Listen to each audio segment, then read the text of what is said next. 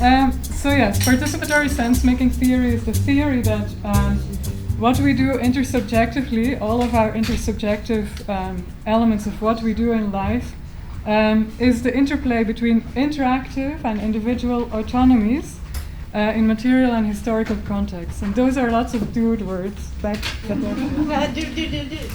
don't want to do any duding because I want to lead you into the exercise. But that's really tough. Read the papers.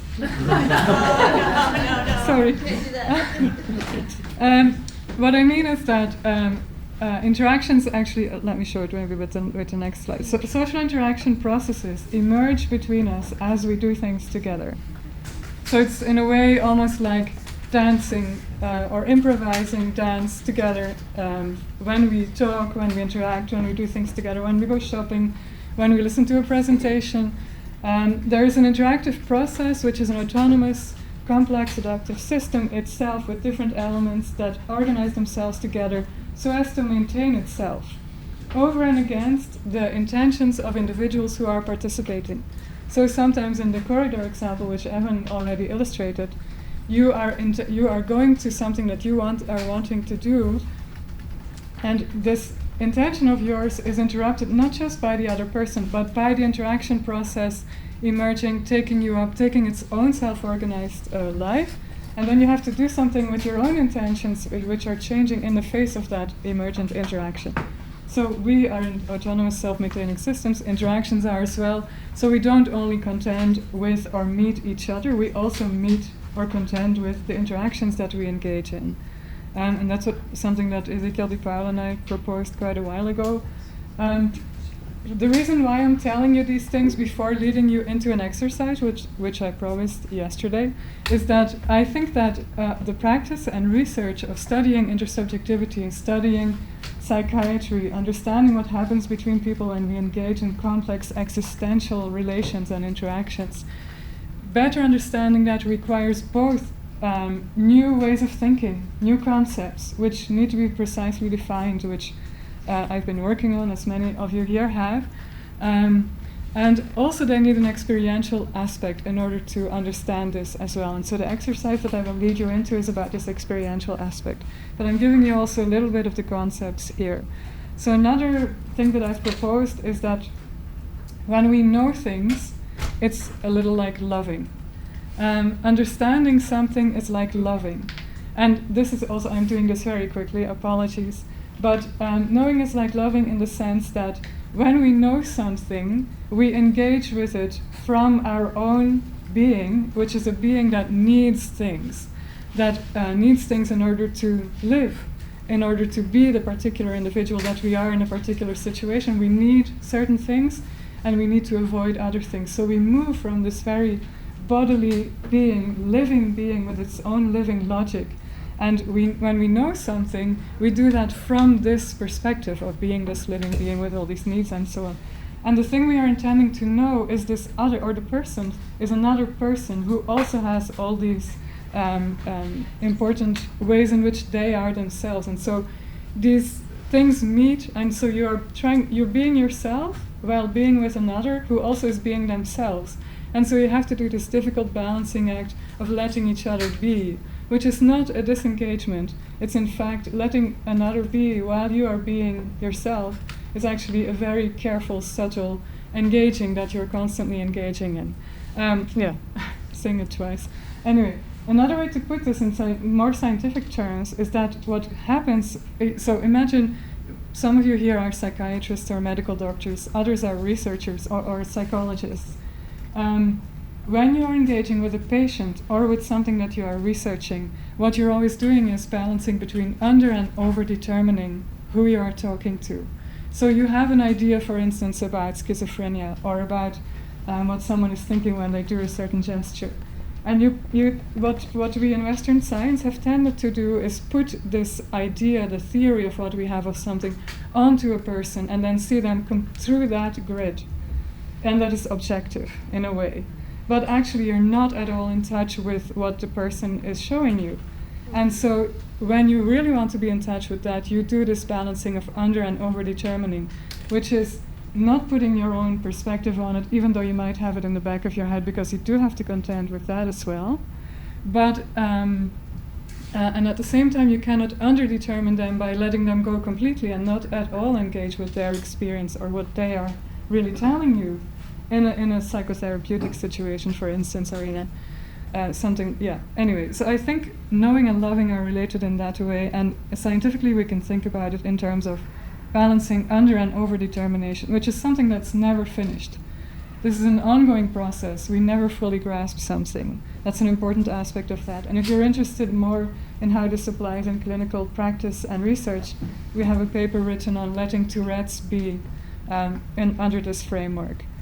And so I have here also reference to 2 different papers where the exercise that I want to lead you into now is described in detail.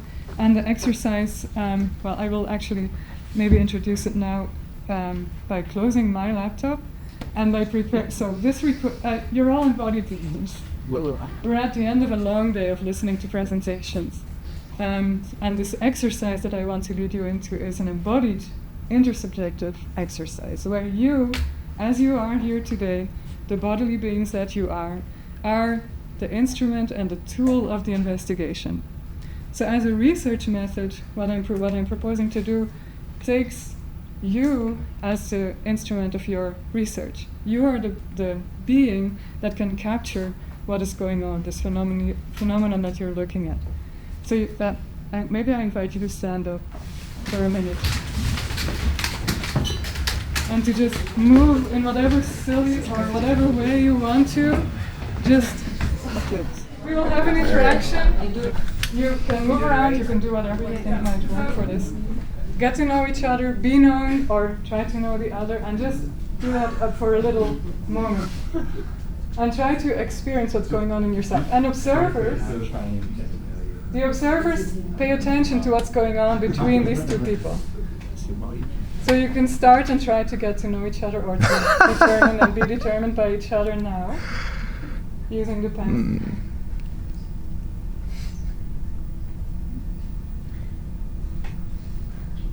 One of you is the determiner. The green person is the determiner. They are trying to know interactor A, who is the determinee.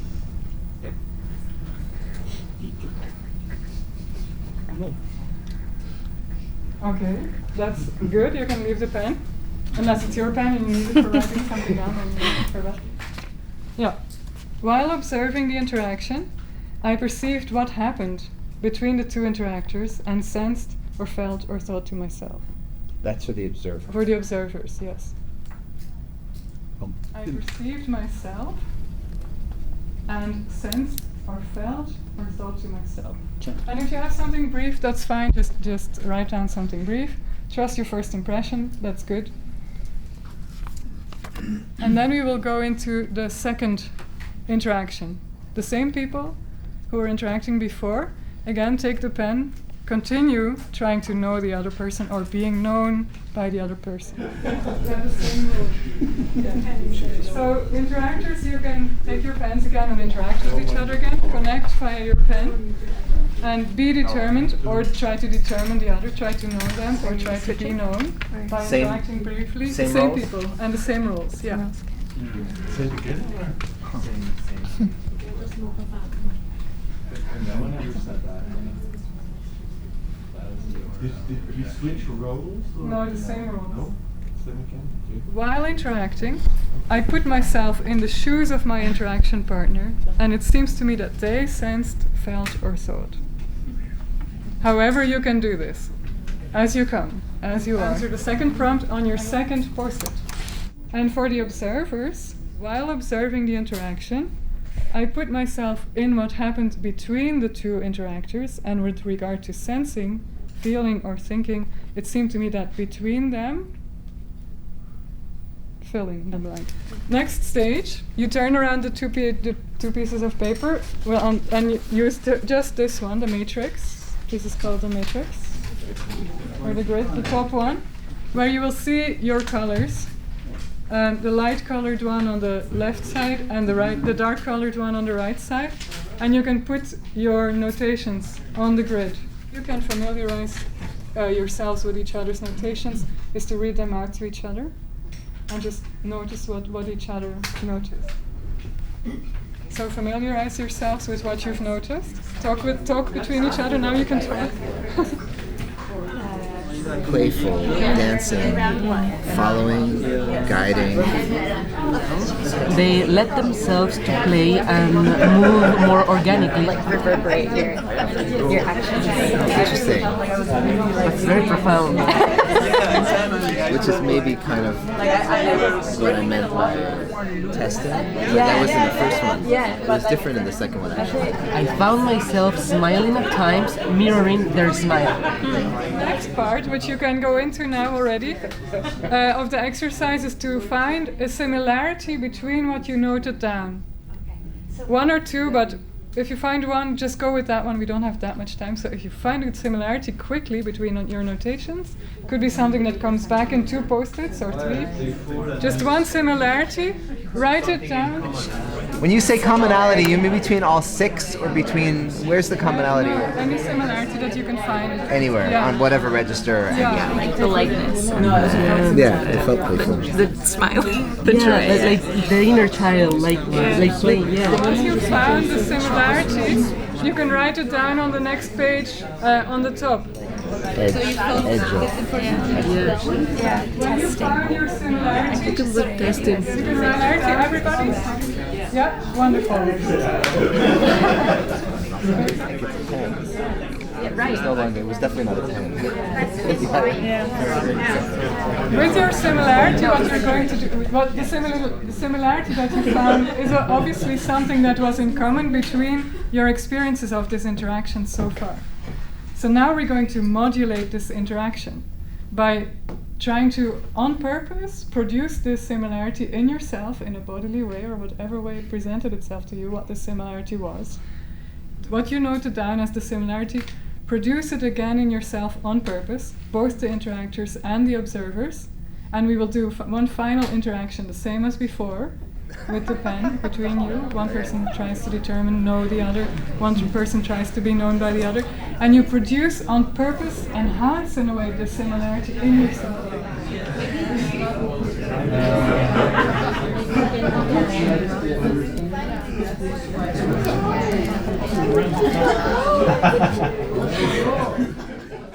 Talk with each other about what you noticed in this interaction while you produced on purpose. Yeah, trusting. I guess it's like part of the quietness is the sensing of the sensing? whole. Yeah. Okay, so most of you have a similarity reformulated or reworded after the perceptual. Yeah. It wasn't testing for me anymore. And so now what you can do is look at the similarity that you wrote down and then the reformulation, and maybe you want to share something with the rest of everybody here about what happened in that process or what you noticed, maybe something that stuck out for you, also in relation to the question of how do we determine each other and how can we do that, and what is our individual agency in that in the face of this interaction as an emergent process between you as well.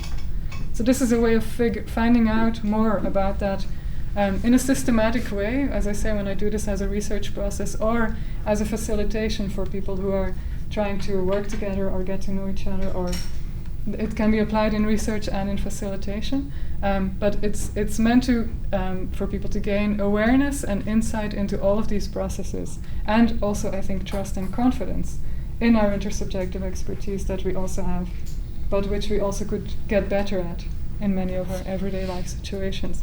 So if any group wants to share something about what you noticed, what came out of your interactions, what your similarity was and how you reformulated it after the configuration, you're welcome to share something. I mean, different, right? But similar? Yeah. Right, in that we had, ours was like play. It was play and sort of testing. And then in the second time we weren't testing so much, and we had play and then real quiet. Like we had these moments of just complete, like, quiet. And then we were like, oh no, play. But we really enjoyed the quiet. The quiet felt very close. Yeah. There was a trust in That's the all. process too. Right. Yeah. Yeah, so these kinds of things that you're saying accord with what we found before on doing this, that interactions modulate, or this experience that you're going through can modulate how it goes for it, and sometimes it turns into its opposite, and then it can turn back into what it was before. So it also gives an idea that engaging in interactive processes in this way, with this kind of awareness, which I've talked with Anna before about how you do that as a medical professional in interaction with a patient, that paying attention to all of these things that are going on also gives you the possibility to modulate an interaction. Maybe not by determining it in a way that you think, oh, now it should go there, but rather by giving into all these dynamics that are going on, being a little bit more aware of them, and then maybe being able to play with them, and also being determined by them. So, and that is part of what it is to interact. You are also determined by the interaction and by the other person. And the more insight you get into that, the more capable you become of playing with that. And not of controlling it, but of navigating between this under and over determination that we constantly do. And that was the point of the exercise and the presentation. Thank you. Yeah.